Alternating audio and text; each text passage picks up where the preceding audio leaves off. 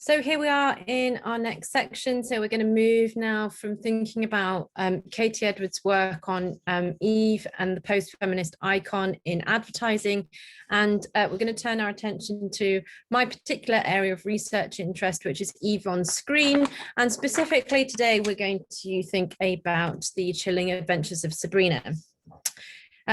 This follows a Greendale teenager, so it's set in the United States in a town called Greendale. The lead character, the figure of Sabrina, is a teenage girl who's half witch and half mortal. The series begins as she's about to turn 16 and is preparing to be initiated into the Church of Night, which is the religious order of her aunts Zelda and Hilda, and is part of the kind of religious outlook of the coven, which Sabrina finds herself part of. The first series of the show charts Sabrina's struggles as she decides whether to sign the Book of the Beast, aka the Dark Lord, aka Satan, and thus give up her mortal life in favor of membership of the Church of Night and all the magical powers that come with it. The series was developed from an Archie comic book series for Netflix and offers a very different, darker reboot of the earlier Sabrina the Teenage Witch that screened in the 1990s and was part of my childhood viewing if it wasn't part of yours. Indeed, in much the same way that the protagonist Sabrina comes of age in the chilling adventures of Sabrina, so too does Sabrina's world in terms of the kind of transition that's made between these two versions of the show. In Sabrina's new chilling adventures, we encounter themes of female transgression and rebellion and tensions between orthodoxy and heresy, both in the clash between Christianity and the occult, but also within the witch community that the television series depicts. Gone is the 1990s wholesome vision of the girl next door. 2018 brings us a slick glimpse into an occult world of gender wars and religious ferment, which interestingly is replete with biblical imagery.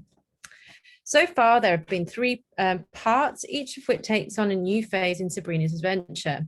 Throughout these series, we follow Sabrina as she's initiated into the Church of Night through her dark baptism, watching her relationship to the Dark Lord, aka Satan, but also to Madam Satan, who's a figure who is also associated with Lilith, and the Greendale Coven. For the purposes of today, I'm going to mostly focus on some of the main character tropes and plot lines that are established in select episodes from parts 1 and 2 of the series, which I will argue present Sabrina as a new Eve, ultimately locked into a prolonged conversation with the Genesis serpent, here interpreted as Satan himself. So we're going to investigate the ways in which the character of Sabrina, the figure of Eve, and the cultural symbol of the witch have become culturally interchanged in a new piece of popular culture. And what I want to do then is to think about how this characterization of the Bible's first woman is in fact far from new, and in fact stands in a esteemed tradition of presenting Eve as a radical feminist. And all of this is part of a paper that I have coming out later this year in a collective volume. So you're getting a bit of a sneak preview into some of my active research work, as well as some of the book that I've written that we've used in that's kind of formed the core of previous aspects of this course. This is brand new research that's coming out later this year. From the very first episode, October Country, the viewer is made instantly aware that Sabrina is no ordinary witch. Instead, she's presented as young, rebellious, and a teenage girl committed to challenging male authority that she finds herself confined by. She is arguably, although some have challenged this, the model of contemporary fourth wave feminism. She's articulate and intersectional, so she's interested in issues of power outside of gender and sexuality, but she also thinks about race, class, and so on. In this first episode, October Country, Sabrina is nearing her initiation into the Church of Night, which is the religion of her witch aunties. This requires her to undergo a dark baptism and then to sign her name in the Book of the Beast. So we learn that the witches of Greendale, one of whom is Sabrina, are not pagan witches or neo-pagan witches, but are instead satanic witches who worship the devil.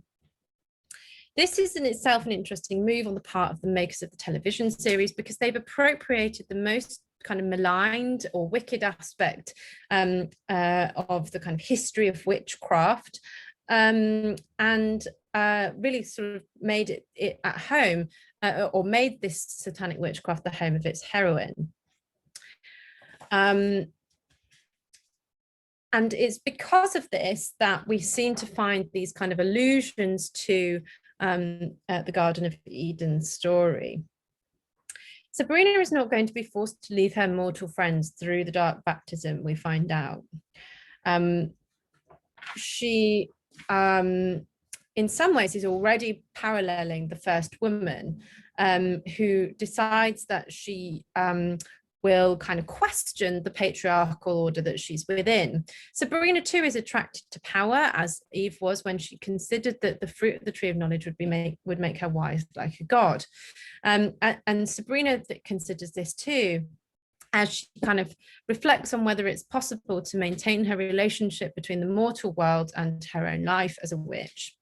Underlying the coming of age decision for Sabrina is her desire to gain greater magical power so that she might better defend her mortal friends.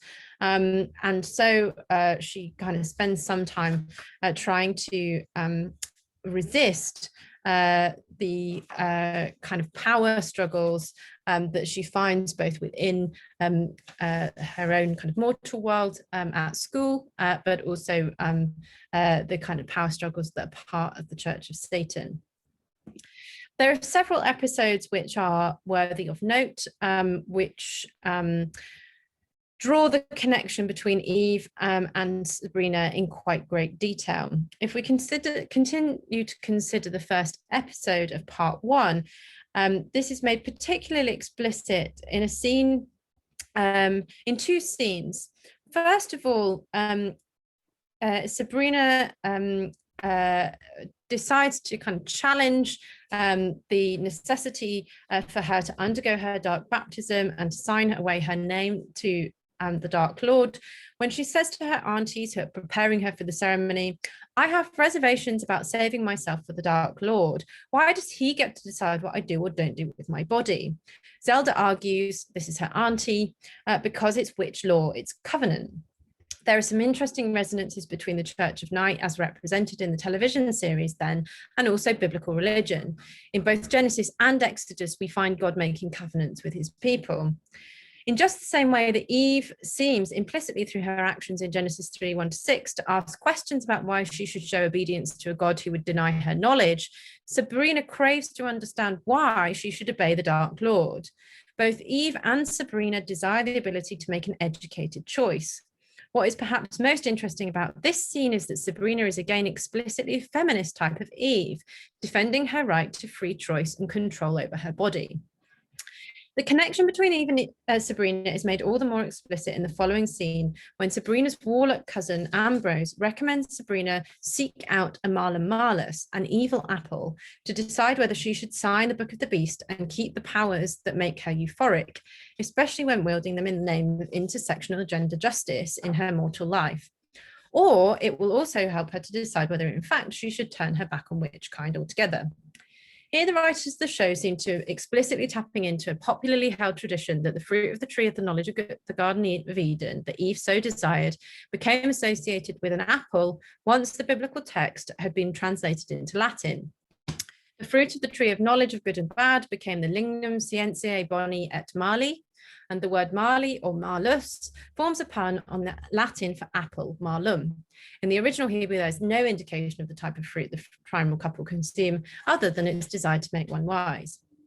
According to Sabrina's cousin Ambrose, the meaning of the term malum malus changes depending, and this is a direct quote from the character, on who's translating it. If it's a man, it's the apple of evil. If it's a woman, it's the fruit of knowledge. Once again, we have a nod to the power of tradition that is another underlying theme of the television series, and in particular, the significance of men's and women's reading practices. Cousin Ambrose's comments can be seen as a nod to feminist interpretation of the story in Genesis, but also the vilification of female knowledge that is associated with the figure of the witch. If Sabrina decides to eat from the apple, Ambrose tells her it will provide her with, and I quote, secrets and grant knowledge. Sometimes it will show a glimpse of the future. In other words, the Mala Malus, just like the prohibited tree of knowledge of good and bad that the snake tells Eve will make her wise like a god, a quality God clearly did not want her to possess, holds within it illicit knowledge. Namely, knowledge that, the viewer later finds out, will help Sabrina to expose the oppressive power of Satan in her own church. In some ways, the same is true of Eve's eating of the fruit of the tree. It is only after she consumes the fruit that she and the reader of the Genesis text become aware that Yahweh is a jealous God, when he says in Genesis 3:22-24, "See, the man has become like one of us, knowing good and evil. Now he might reach out his hand and take also from the tree of life and eat and live forever." The text seems to mostly be focused on the male character, but we assume that the woman is with him unless she's left behind in Eden, which doesn't seem to be the case according to Genesis 4. So because of this worry that humanity will take from the fruit of the tree of life as well and become like gods, God drove out the man, and at the east of the Garden of Eden placed the cherubim and a sword flaming and turning to guard the way to the tree of life. Ambrose seems to play the role of the snake in this particular scene relating to the Mala Malus, offering Sabrina a chance to have the choice she so longed for. From the outset of the series, then, Sabrina is presented as a new witchy Eve, rewriting the power dynamics of the biblical creation story by claiming knowledge and, importantly, choice. This retelling of Genesis frames Sabrina's predecessor, Eve, as the first feminist, I would argue, and makes a radical, rebellious choice in order to change her destiny, casting a shadow on the character of God.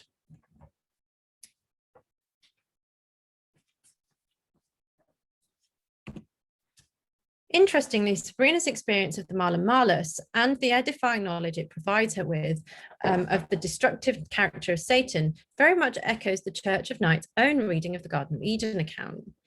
In part 1, episode 5, Zelda Spellman is shown taking care of some children of the Church of Night, reading the Church of Night's alternative creation story. So this is Sabrina's witch auntie who's taking care of some of the coven children.